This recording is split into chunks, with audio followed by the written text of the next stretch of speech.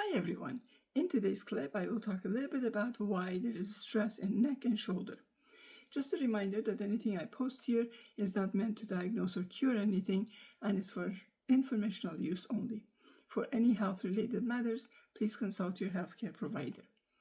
So have you ever noticed that when life becomes stressful, your shoulders start sort of creeping upwards, almost like they're trying to become earrings? Or your neck sort of begins to feel tight, stiff, and heavy.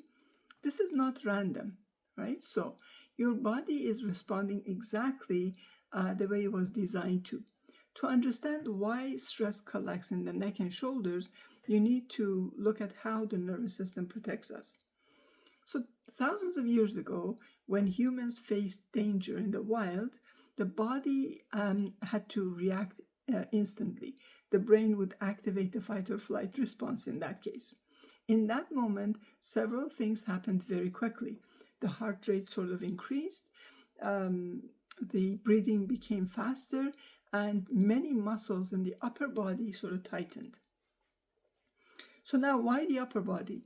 Because the neck, shoulders, and upper back help position the head and the arms for protection and action. If a threat appeared, these muscles helped you sort of turn your head quickly, shield your vital organs, and prepare your arms to defend yourself.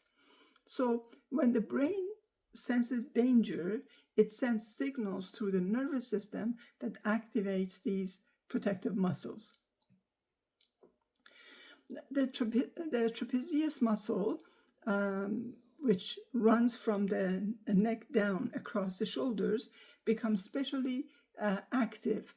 They pull the shoulders upward and tighten the neck. This is your body preparing to respond, basically. So in real survival situation, that tension would last only for a short time.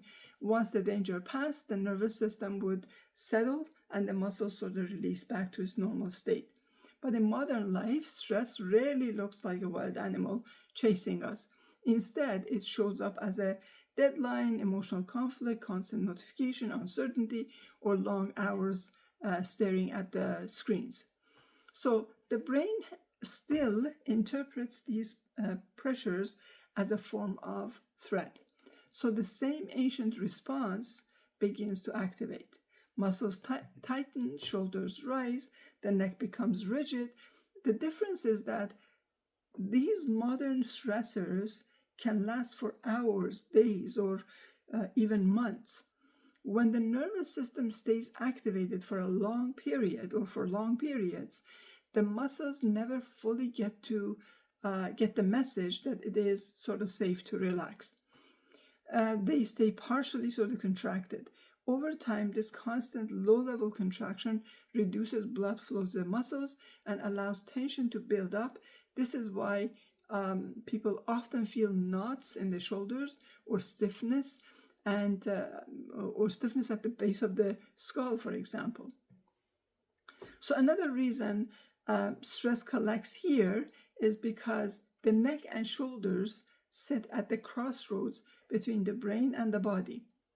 Now, many nerves that control posture, breathing, emotional responses pass through this region. When the brain is under pressure, signals travel through these pathways, and the muscles in this area respond immediately. There's also the breathing component. When we are relaxed, breathing is slow and deep, and the diaphragm does most of the work. So you're doing stomach breathing, sort of. But when stress appears, breathing becomes shallow and moves higher in the chest. This type of breathing activates muscles around the neck and shoulders to help pull air into the lungs. If you notice, most people nowadays don't breathe through diaphragm. They're mostly chest breathers. So every stressful breath recruits these same muscles again and again. It's like asking them to do overtime work. Eventually they become fatigued and tight, but the good news is that the body can actually also be guided back towards relaxation. Simple actions can tell the nervous system that the environment is safe again. Slow breathing, for example, with longer exhales, rolling the shoulders gently back and forth, stretching the neck, right? Stepping outside into natural light, or even taking sort of short walks.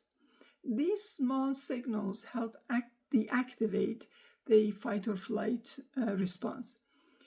As the nervous system sort of settles, the muscles receive the new message. They no longer need to guard and they can soften. Often people notice that when they finally relax, their shoulders sort of drop naturally without effort. That is basically the nervous system releasing the protective posture that it has been holding. Your body is not creating tension to punish you. It's doing its best to protect you. And when we learn how to communicate safety back to nervous system, those tight shoulders and stiff neck muscles can finally let go. Sometimes relief begins with something very simple, a slow breath and allowing the shoulders to sort of fall back to where they were always meant to be and meant to rest. Hope this has been helpful. My clips are available on TikTok, Rumble, and YouTube. Like and follow for more. Be the light.